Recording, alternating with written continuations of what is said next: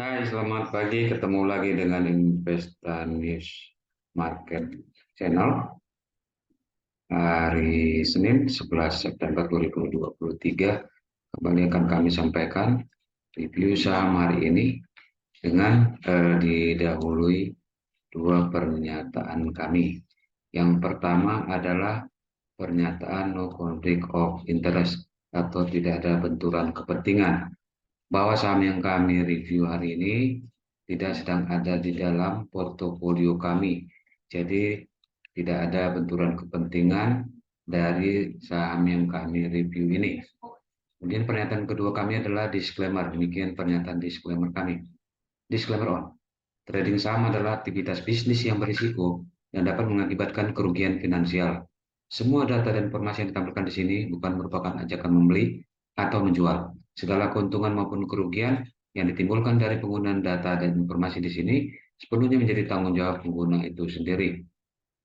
Ya, demikian pernyataan disclaimer kami. Jadi kami harapkan Anda melakukan riset sendiri, do your own research ya. Karena apa yang kami sampaikan di sini adalah bertujuan untuk informasi sebagai misi kami, berikan literasi dan edukasi di pasar modal. Oke, kita masuk ke saham yang kita akan review. Di sini kami dapatkan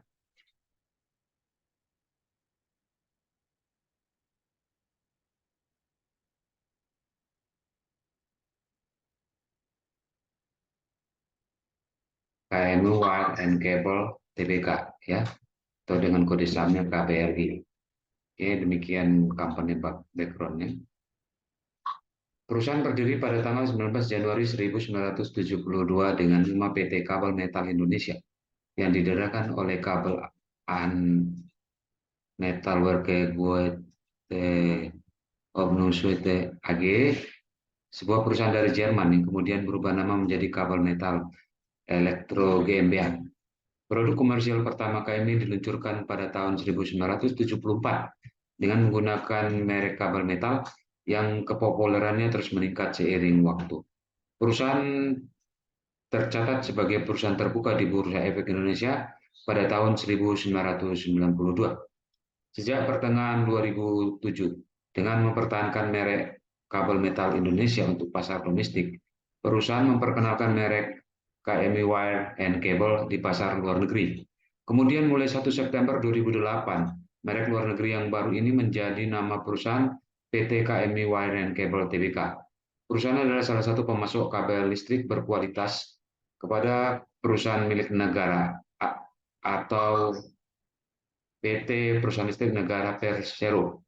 Perusahaan juga merupakan pemasok kabel utama untuk sektor swasta dan industri, yaitu minyak dan gas, pertambangan, berbagai industri dan lainnya, baik secara langsung atau melalui rantai distribusi dan reseller nasional.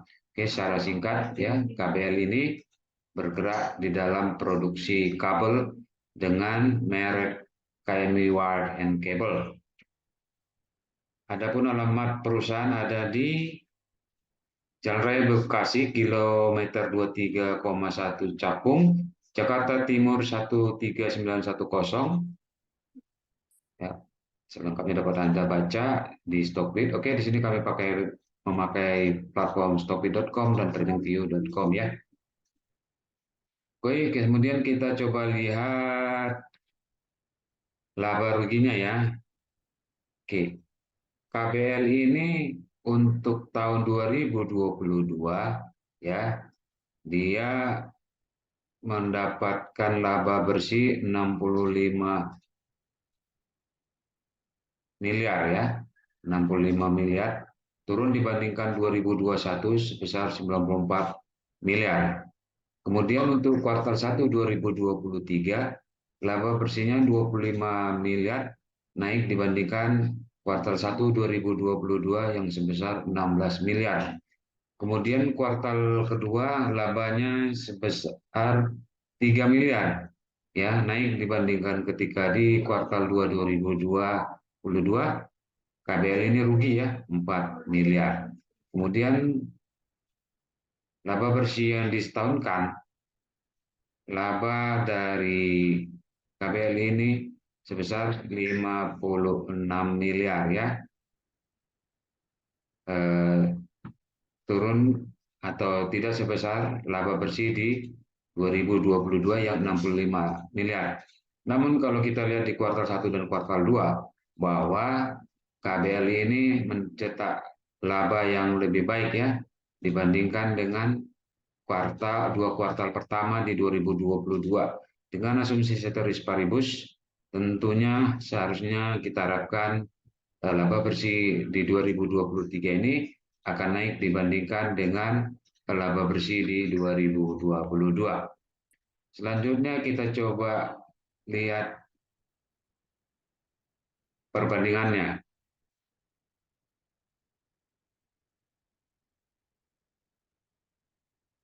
Di sini oleh Stockbit, KBL ini dibandingkan dengan Arna, SPTO dan KOBX ya.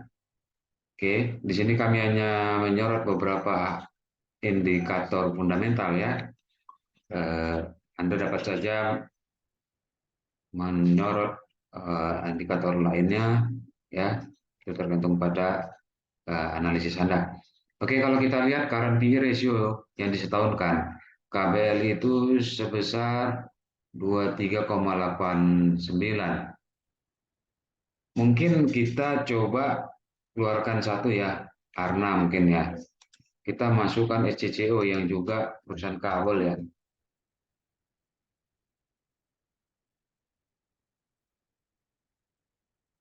Oke, di sini SCCU 7,2 ya, jauh lebih murah ya dibandingkan KPLI. Kemudian kita lihat current P/E ratio 12 bulan terakhir ya, KPLI PI-nya turun menjadi 16,53 ya, karena kuartal 1 dan kuartal 2 dia mencetak laba ya.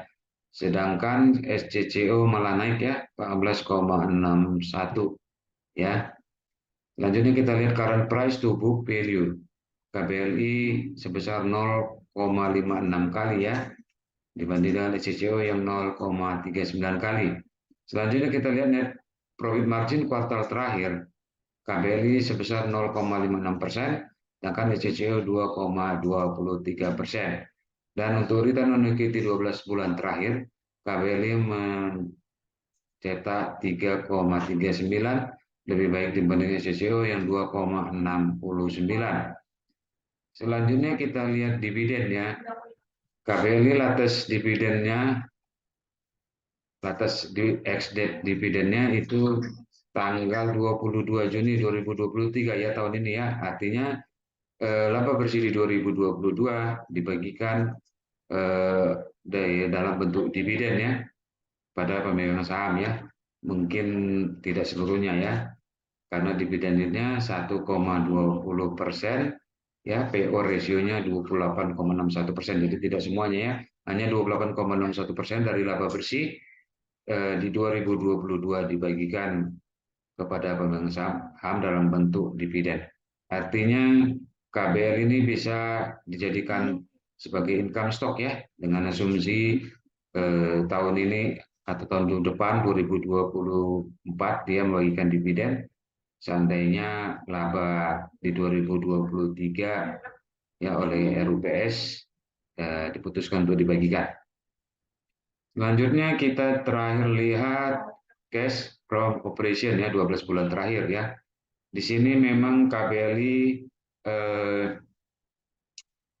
minus ya, 99,99 miliar ya. Artinya KBLI ya masih meng, apa namanya, memakai kas ya untuk operasionalnya ya. Oke, sekarang kita masuk ke teknikalnya, namun artinya kami melihat ya bahwa KBLI ini ya lebih cenderung untuk dijadikan stock trading ya, untuk trading saja ya, walaupun secara fundamental dia sebenarnya termasuk baik ya. Oke, kita coba lihat teknikalnya. Di sini kami menggunakan indikator MA cross antara MA10 dan MA20, kemudian linear regression dan relative strength index. Ya, oke. Kalau kita perhatikan di sini bahwa KBLI eh, sebenarnya RSI-nya mulai naik ya, namun di sini turun ya, turun ya. Tapi sinyalnya masih naik ya. Sedangkan kalau kita lihat EMA 10 kelihatan bergerak ke atas dengan potensi terjadinya golden cross ya di titik ini ya, mungkin di sekitar di sini ya. Jadi kami melihat bahwa ya karena di sini sudah candlenya sudah membentuk lembah ya, sedangkan MA 10-nya masih di bawah MA 20 ya. Jadi ada potensi untuk naik ke depannya ya, tidak terlalu lama harapannya ya. Jadi kami melihat bahwa KBLI ini kami coba tarik ibu retracement-nya ya.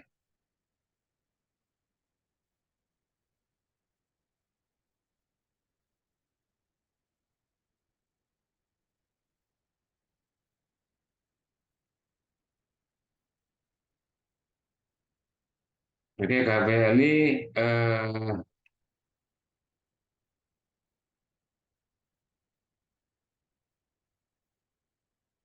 dapat dibeli ya selama harganya masih di atas Ibu 38,2% ya. Ya ini 328. Jadi selama harga KBLI di atas 328 dapat dilakukan pembelian dan atau akumulasi pembelian ya. Ya, dengan 328 ini menjadi support kuatnya, di mana jika tembus di bawah 328 dapat lakukan stop loss atau tutup kerugian. Sedangkan target harga yang terdekat itu bisa di garis biru 61,8% atau 340 atau di atasnya. Oke, demikian yang dapat kami sampaikan. Mudah-mudahan dapat bermanfaat bagi kita semua. Mohon maaf jika ada kesalahan dan kurangan dalam penyampaian kami. Terima kasih untuk Anda yang sudah menonton, berikan like dan subscribe, maka mungkin berbagi kepada yang lain ya. Terima kasih banyak dan kami mohon tetap dukung kami dengan menonton, berikan like dan subscribe. Kan mungkin dapat berbagi kepada yang lain karena berbagi hal yang positif itu baik ya. Oke, akhirnya kami ucapkan terima kasih. Selamat melanjutkan aktivitas kembali. Tetap semangat, tetap jaga protokol kesehatan. Sampai jumpa.